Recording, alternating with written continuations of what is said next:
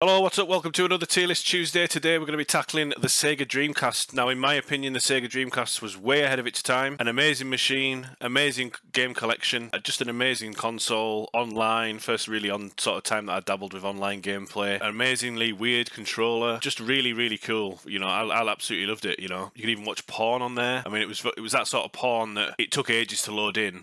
So you had to really sort of wait for the image to come in before you started.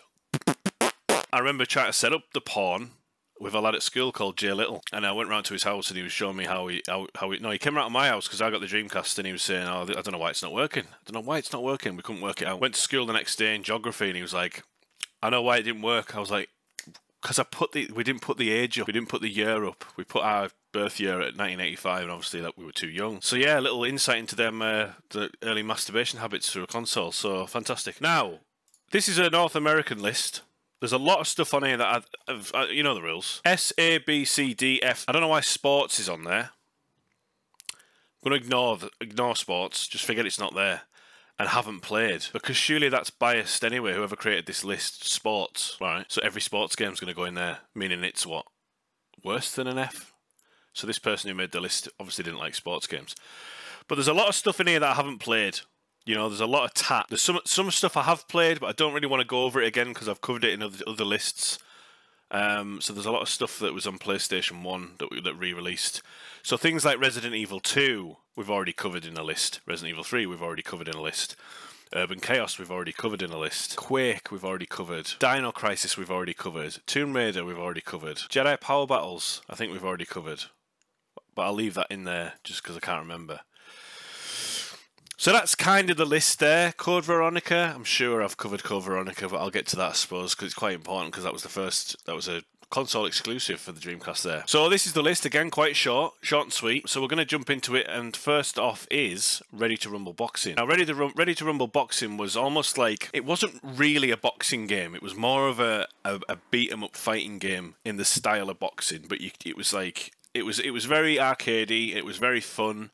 The characters were a bit outlandish, you know, you could do these wind-up punches and stuff. It wasn't a serious sort of boxing game like Fight Night and, you know, all that sort of EA side of it, but it was a good laugh. There was bruising mechanics on the faces and stuff. Each character, like I say, you'd have this, like, you know, one with the guy with the afro, there was like an Italian guy who just, you know, they all had different, the British guy was very much like this. So they were very sort of like caricatures of where the nationalities and stuff, so I really enjoyed it. I think it was a launch game. We got Ready to Rumble and Ready to Rumble Boxing Round 2. So I'm going to stick them. I'm going to have to scroll all the way up when I put something in, which is annoying as hell, but never mind. I'll probably stick them at, for a Dreamcast, I'll probably put it as a B. Same with that one. I'll probably put that as a B as well. The dog's going mad out there, barking out the window. House of the Dead 2. Arcade gun light game. Used to get it in the arcade machines. There was House of the Dead 2, House of the Dead 3. There was House of the Dead typewriter, so you had to type words to kill zombies on the screen. They've remade them or remastered them. They've brought them onto the PS5, Switch, and Series X. And it's probably a decent game to play on PC if it's available on PC, because you'd use your cursor as the light gun. You know, it'd be quite easy. Quite enjoyed House of the Dead. Very fun to play with a friend, especially if you had the gun. I quite enjoyed them, so I'm going to stick them I'll probably stick them at a B as well. Hardcore ECW Revolution was very much the same as had the same kind of feel to WWF Attitude Era. Very arcadey. Graphics were terrible for looking back on it now, but I kind of enjoyed them. Wasn't really familiar with the ECW side of things, but I remember going around to a friend's house called Chris Russell, a massive wrestling fan. He used to have ECW, and I think we had this one as well, but obviously I'm more familiar with WWF and WCW. ECW was a bit out of my, I mean, it's got Rob Van Dam on the front there. But they were pretty fun games. I'll probably put that one at a C and that one at a C as well. We've got Sonic Adventure 2, but first we'll do Sonic Adventure 1. Sonic Adventure was, I think it was also a launch game for the Dreamcast, and it was like a 3D sort of Sonic where it was almost, I don't want to say it's trying to be Mario 64, but it was the first sort of 3D sort of Sonic game, and it was basically just you held forward and you just had to move, and there was a whale that chased you.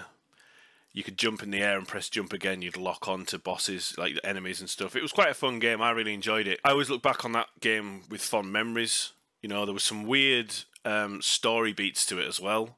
very strange. I'll probably put that as a B as well, to be fair. Where Sonic's in love with this woman, and he ends up kissing this human female. It's quite strange, but you know, it's from that part of the world where, you know, things are strange. Sonic Adventure 2 was even better. There was like a grinding mechanic, skateboarding, sort of skating downhill. Introduced Shadow the Hedgehog, which was like very much the same sort of character as Knuckles, where he starts off evil and turns good. So that's probably going to go there as well. And I'm saving the A and S because these were great games. I really enjoyed them. These were sort of, I could take them or leave them because they are PlayStation ports, PS1 ports, them. What else we got here? Army Men, Sarge's Heroes. I remember playing this, and it was like a third-person split-screen shooter, but you could play. There was a story mode. Basically, it's like toy soldiers where you were just controlling these little green army men. I remember it being quite fun, but my very vague memories of that game. So I'll probably stick that as C as well. Power Stone. Power Stone is. Oh, there's Royal Rumble there as well. Do you know what? Let's get rid of Royal Rumble. I'll probably put Royal Rumble at the same as there. I think it was sort of that sort of graphics, but yeah, all these wrestling games from that sort of time sort of blur together. Apart from SmackDown on PlayStation 1 and PlayStation 2 really stood out. The N64, WCW versus NWO, WrestleMania 2000. And WCW Nitro, them games were absolutely fantastic. So them sort of games were sort of really stand out for me. Whereas these are like, this was pre-SmackDown on the PlayStation 1.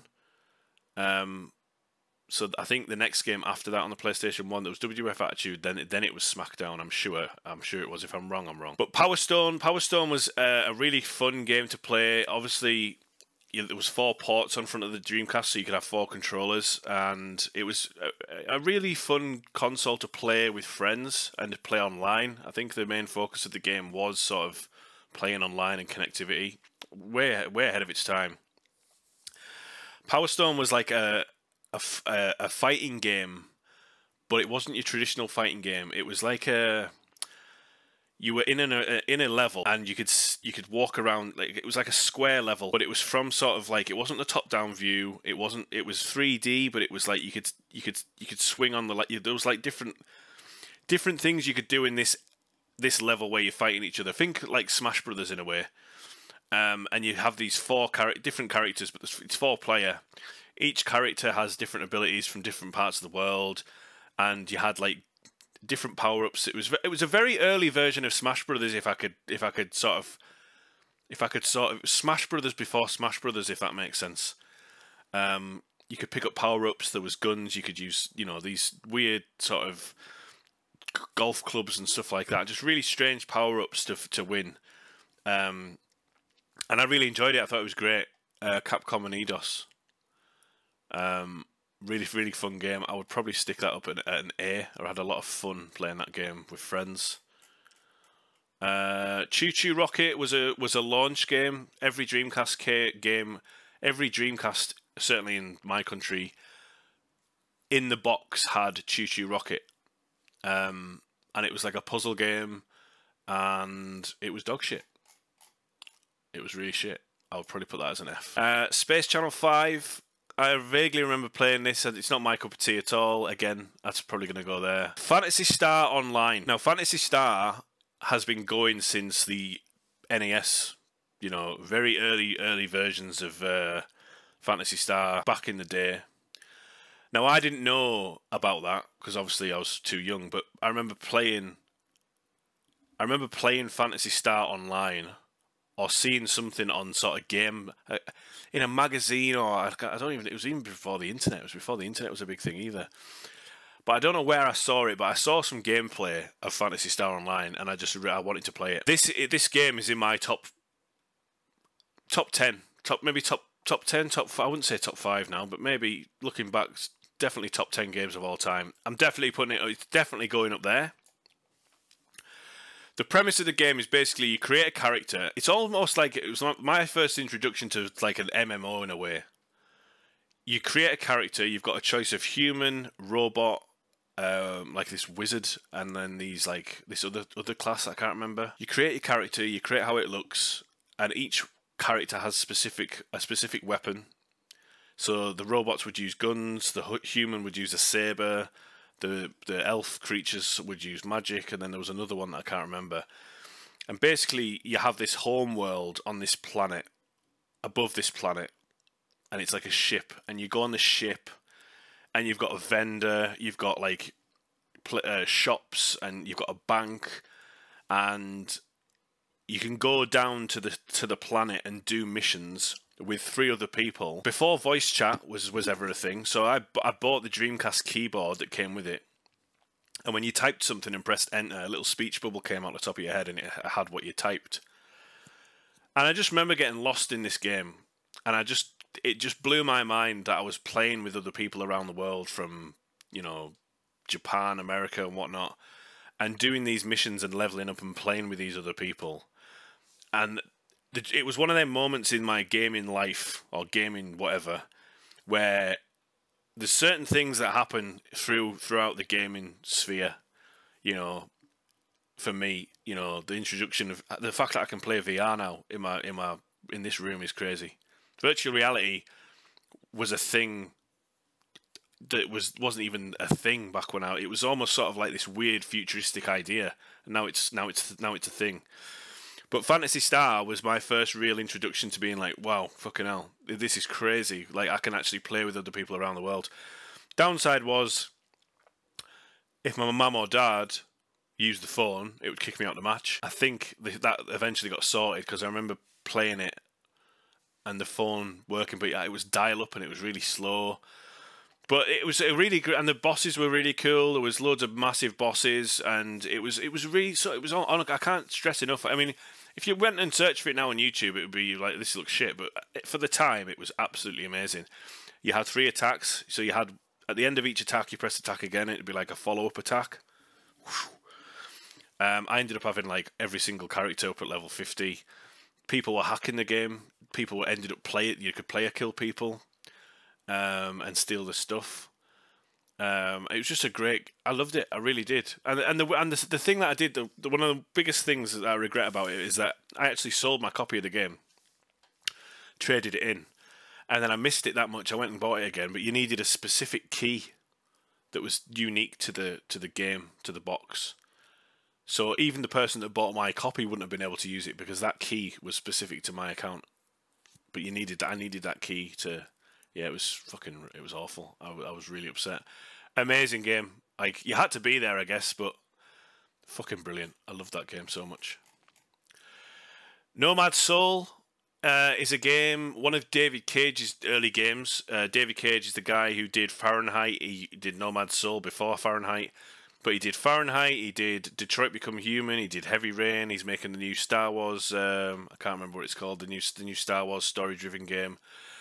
I genuinely like his games. He did Beyond Two Souls as well. I think his games are very cool. They break the fourth wall. They're very heavy choice based. This game, I absolutely loved it. It was very cyberpunk, set in that futuristic sort of Blade Runner, sort of world where you play as I can't remember the guy's name, but basically before you boot the game up, the character that you're going to be playing jumps through a portal and starts speaking to you as you. Like, he's breaking the fourth wall and talking to you and saying, "You're going to come into my body, and I'm going to be watching, and you're going to be controlling what I do in this world. And when you leave, I'll return into my body," and all this sort of stuff. And he's like, "Come with me, and we'll go on this adventure together." And it's like a third-person action RPG where you play as a policeman. But you try to find out these murders that are happening around the city and this group that's causing it. David Bowie's in the game, which is a weird thing. David Bowie's in the game. He does the soundtrack for the game, which is awesome as well. I actually ended up finishing it, but I finished it at Chris Russell's house because he had it and he never played it. He sort of had it, but he never played it. He was like, "I don't think I'm enjoying it." I loved it. Couldn't stop playing it. Thought it was brilliant. Thought it was brilliant. Bought it again on Steam, so I have it again. I don't know if it's worth doing a playthrough of it because it hasn't aged very well. There was a No Man's Soul 2, which I didn't know about. Very surprised to hear that, but I really enjoyed it. I loved it. I thought it was great. I had a lot of fond memories with No Man's Soul, and it was one of David Cage's early games, so I'm going to put that, probably stick it at an A, because I don't think it's as good as that. Tony Hawk's Pro Skater 2, I think I've already covered it, but for argument's sake, let's just stick it there. Dynamite Cop. Dynamite Cop was a very... I need to sort of find something about Dynamite Cop just to jog my memory, but I'm sure I had it images. Yeah, so Dynamite Cop was basically like a beat-em-up game.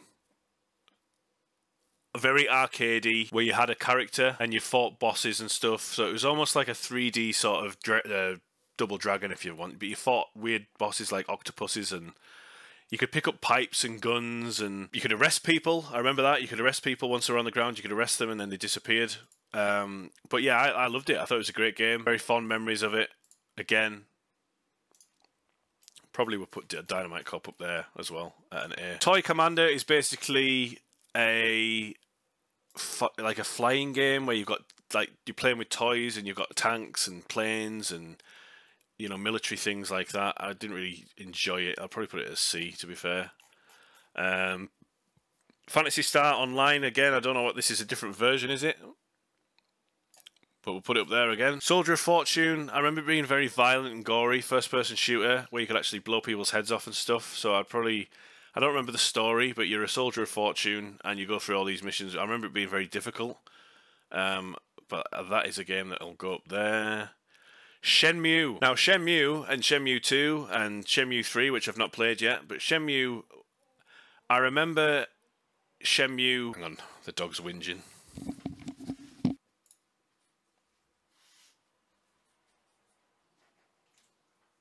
Are you in? You sorted? So, Shenmue... I remember going to a friend's house and playing it and just being blown away. Again, one of them games.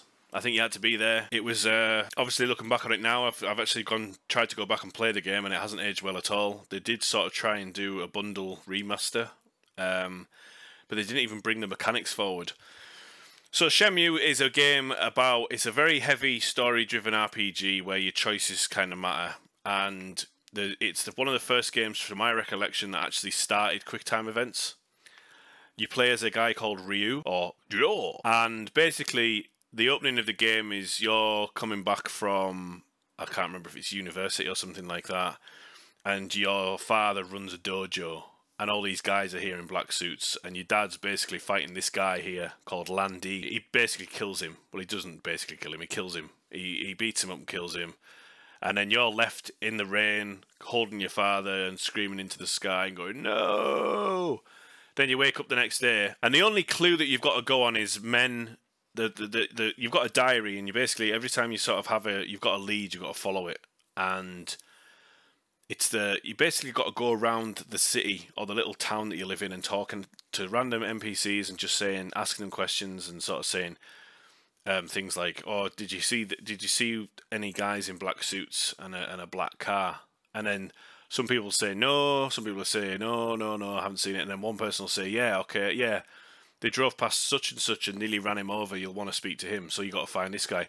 And each sort of it sort of intertwines, and it's a really good game. Like, and then you've got abilities that you can learn because you're obviously learning kung fu. It's like, and then when you're fighting people, it turns into sort of this like beat 'em up. It's really, really great for the time. And you could do things like you had to go to work and do a shift and then come home. You had a watch, day and night cycle. People going to work in the morning, people coming home, and you could like go to vending machines, play the arcades. And you had to basically try and find this guy, basically try and find your dad's killer. Not going to spoil it, but it ends up like there's a sequel. The sequel isn't on this list, which is unfortunate. But the sequel was I remember I had to get the sequel imported from Japan, and it was all in fucking subtitles. So it was like Japanese talking or Chinese talking, and then British subtitles, which was kind of annoying. But I loved Shenmue. I thought it was great. I thought it was a great game. Not played Shenmue 3, and I really probably should, because the Shenmue games for its time were just fantastic. Really good. And apparently he wants to make another one. And I don't know if these games were supposed to be like, there was supposed to be like 10 of them or something stupid. You know, they haven't aged well. And Shenmue 3, I think I started to play it, but I think it ends on a cliffhanger, so there'll be a Shenmue 4. Do you know what I mean? But we'll have to wait and see. But for its time, blown away. Like, just mechanically, how in-depth it was about going around your day-to-day life and having to meet somebody somewhere, or meet me outside this place at 6 o'clock, and you had to be there at 6 o'clock and watch, you know, manage your time because there was a watch in the corner and you could look at your watch and, oh, I've got to meet. And if you missed it, you missed it, and you had to go home. You saved at the end of the day, you went to bed, and then it was very methodical, but for its time it was great. Probably not now with like a lot of impatient, you know, gaming being included in that. But still a great game. Jedi Power Battles was basically like Double Dragon, but Star Wars, 2D side scroller, but had 3D sort of graphics. I think I've covered it before, but I would probably put that up there. Very underrated game in my opinion. Fighting Force 2, I'm sure I've spoke about this as well. Fighting Force 1 was on the PlayStation 1. Fighting Force 2 was a total step away from the original Fighting Force, which was very much like Dynamite Cop in a way, like a 3D Double Dragon. Fighting Force 2 was basically just like a third-person action game. Strange, but it was still fun. Sword of Berserk, I remember this game very vaguely. It's like a hack and slash game. Think sort of Devil May Cry before. I wouldn't say before Devil May Cry existed, but it was I have very vague memories of that game. But I remember it being slightly weird, but also sort of fun. I'll probably put it at a D. Crazy Taxi, an amazing launch game for Dreamcast. You can get it on other consoles now, but when it launched on the Dreamcast, it was an absolute fucking riot to play. Very heavy arcade, different characters with different sort of driving styles, and the soundtrack was fucking amazing. The Offspring was on it. That sort of grungy, that sort of punky American style sort of music. Crazy Taxi. Unfortunately, if you go and buy the latest version, they've obviously with licensing issues, all that music's been taken away. But amazing. Just remember when you started the game and it'd be like, yeah, and then it'd be like the Offspring song. Fucking great game. Awesome. The Crazy Taxi 2 was also pretty good as well, but again, that's not on here. Star Wars Pod Racer originally came out on the 64. Pretty shit. I'd probably put it there. Jet Set Radio. Jet Set Radio is a fucking amazing game as well. It was like a cel-shaded graphics, third-person sort of graffiti game where basically you've got roller skates and you've got to grind on railings and spray paint walls as you're going past, and you can do tricks in the air, sort of Tony Hawk meets Sunset Overdrive in a way. Really cool game. I think there was a sequel as well, but Jet Set Radio was fucking amazing. Vigilante 8 2. I can't remember if I've covered Vigilante 8 before on any of these videos, but I remember it was very twisted metal. I had a lot of fun with Vigilante 1 on the PlayStation. Vigilante 2 on the Dreamcast was a great game as well, so I'm going to stick that up there. Alone in the Dark, horror game. Wasn't that much of a big fan of it, to be honest with you. Probably stick that at a D, but Alone in the Dark's a classic, classic survival horror. GTA 2, I know I've already covered that, so I'm not going to bother. Dead or Alive 2. Dead or Alive, I don't know. I actually didn't play Dead or Alive 2. The first Dead or Alive game I played was on the Xbox, the original Xbox. Soul Calibur, amazing game, fucking brilliant. A lot of sexy female characters in that game. Ivy's my favourite. That's what the dog's called as well, but it's not named after her. Soul Calibur was basically a fighting game, but with weapons, so swords and shields and bow staffs and different sort of weapons. Different varied characters, different, you know, there was like Lizard Man you could play. I don't really remember the story. It was something to do with Soul Calibur's the weapon. I know that's the weapon that the big boss has got. It's a big sword with the eye. Still going strong. I don't think we've had a decent Soul Calibur game for quite a while now. I think the last one was on PS4 generation. But a great game. Really cool game. Sports Jam, never played that. Tony Hawk's, I'm sure I've covered Tony Hawk's before on a different list, so stick it there. South Park Rally, basically South Park, but it's a karting game. I can't remember it being very good. South Park games have been pretty terrible until Stick of Truth. That Snow Day looks terrible as well. Tomb Raider Chronicles, I'm sure I've covered that as well. Rainbow Six, definitely covered that. Matt Hoffman's Pro BMX was basically Tony Hawk's, but BMXing. Shadow Man, I think, first came out on the 64. It was also out on the PlayStation 1. Came out on the Dreamcast, and I think you can actually buy it now on the PS4 as a re-release. The game takes place between two worlds, and it's quite dated, but I remember it being quite scary. I'd probably stick it at B. Third person he's a voodoo guy, and when you're in the voodoo world, you are Shadow Man, but when you're out of the world, you're just a regular fella. Resident Evil Crazy Taxi 2 is there. Crazy Taxi 2... Probably stick it up there as well, to be fair. Resident Evil Code Veronica. Code Veronica was a launch game for the Resident. It was an exclusive for Dreamcast for quite a while. Takes place after Resident Evil 3. Or is it after Resident Evil? It's Chris and Claire, so it's after Resident Evil 2, but before Resident Evil 5, I think. Basically, Claire gets captured. She's trying to infiltrate a Resident Evil base, an Umbrella base. She gets captured and gets taken to Rockfort Island, which is a prison island, and it's basically under attack. But you don't know who's attacking it, and you find out that it's actually Wesker. So this was the game where you actually found out that Wesker was still alive. Wesker and Chris have a face-off. Chris goes to rescue Claire. Very difficult game, very difficult Resident Evil game. I'd hope it gets some sort of remake in the style of Resident Evil. The Resident Evil 2, Resident Evil 3, Resident Evil 4 remakes. I genuinely think that that's got one of the best stories when it comes to Resident Evil games. The dynamic between Chris, the siblings, Wesker coming back.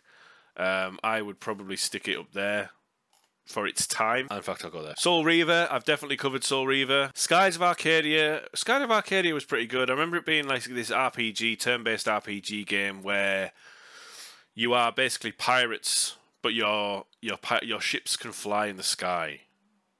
Of Arcadia.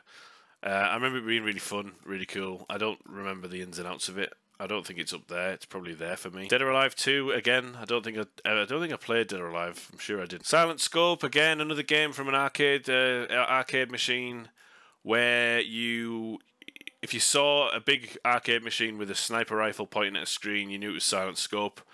It's basically a sniper rifle game, which is pretty good. And how you got your health back on there, I'm sure it was something like you had to look at people through the windows, and if you saw a woman with a bra on, it went, and you got your health up by that way. But I'm sure maybe I'm wrong there. I'm not too sure, but quite a fun game anyway. And then we got Seaman, which was a very strange game. I didn't actually. Did I play it? Yes, I did play it. I borrowed it off somebody. It was a sort of Tamagotchi kind of game where you try to raise a seaman. Leonard Nimoy, the voice provided was Leonard Nimoy, who was obviously Spock. But yeah, it was a weird game where you had to sort of raise this little sea creature. Fucking really strange game, Seaman. And that's the sort of thing you were sort of looking at. You were raising this sort of fish head thing, and you could evolve him into a. And it was a very strange game, but sort of like a cult classic in a way now. But yeah, that was Seaman, and it was fucking dog shit. Let's be honest. I kind of remember there was more games, but obviously there wasn't that many lists for Dreamcast, which is a shame because Dreamcast was honestly it's such a historic console for me. Like, just amazing machine. Really cool catalogue of games. Always look back on the Dreamcast very fondly. So far ahead of its time, because if you look at it now, Dreamcast was like online. You could communicate with friends, and I think they did actually bring out a headset towards the end of its life, and then obviously it just disappeared, and then Xbox basically took everything the Dreamcast did and just turned it up to 11. But adios, it's quite sad. I'd love to buy a mint condition Dreamcast and try and collect, and I'd love to buy a mint condition Dreamcast and just try and collect all the games and just have a Dreamcast set up and just play all the old games. But it's probably quite expensive now. But That is the list for Tier List Tuesday. Hope everyone is well. I don't really have any sort of news. I'm playing Helldivers still. I'm absolutely sucked into Helldivers. I'm playing it on Impossible difficulty, which is the one before the final difficulty, which is Helldivers.